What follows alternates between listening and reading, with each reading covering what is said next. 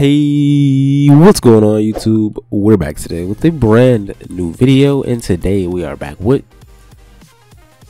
why is Roblox being sued for tax evasion? But without wasting any more time, let's hop straight into this video. And in this video, we're actually going to be talking about something that's pretty wild and pretty crazy, if I do say so myself. Tax evasion in Roblox. But first up, let's talk about who. So who we're talking about today is the Roblox CEO. I'm not even going to try to pronounce his name, but he is more commonly known as Builder Man, and he's being looked at for tax evasion, which is not what I expected to read today.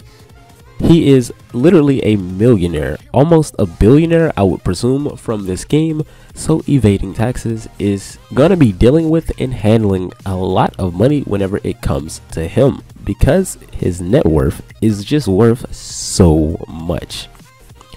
But next up, let's talk about what happened.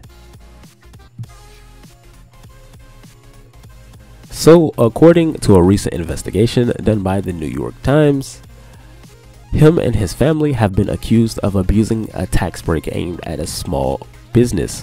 That's what the article says, but in layman's term, this basically means that when Roblox was just a small startup company, and it technically was a small business, he bought a bunch of stocks of the game and gave it to his family members just in case and in hopes that the game would one day be a huge game. And that's exactly what happened. But the problem is, when you do this, and since they own the stocks since the game was very small and not worth much, they don't have to pay taxes on these stocks. And these stocks are worth a lot of money. And it's pretty much just sitting there in their name, taxless, which is being looked at as tax evasion. People are thinking that he did this to evade paying tax on these dollars, which is interesting to say the least, but people do have a valid claim to think this. But next up, let's talk about when. So like I said, more in detail of what I presume probably happened is when the game first started.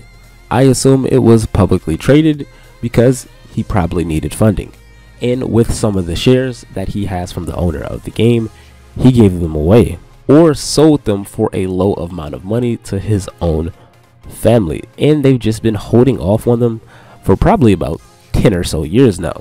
But within those 10 years, the game has grown so much to where these shares are worth almost 3, 4, 5, I'm not sure how many times more, but a lot more than before. So now people are so much wondering if this is ethical, because that's really the question behind this. Technically, it isn't illegal, and lawyers would actually flat outright tell you to do this, because this pretty much is a loophole to not having to pay tax on those shares. But it being ethical is really the question we're looking at today. But next up, let's talk about why. So there is two different sides to every story. And if you look at it from the regular person's perspective, it probably looks like a rich man just trying not to pay taxes, which is what it is. But if you look at it from him and his family's perspective, they didn't know the game was going to become what it was. And if you're going to create something with hopes of it being successful one day, why would you not make your family a part of it? And how can you really blame him that his game became successful? So to him, it's probably like him just trying to set his family up and potentially save some money.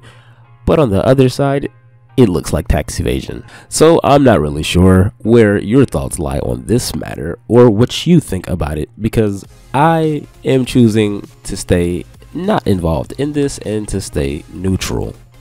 But that's been it.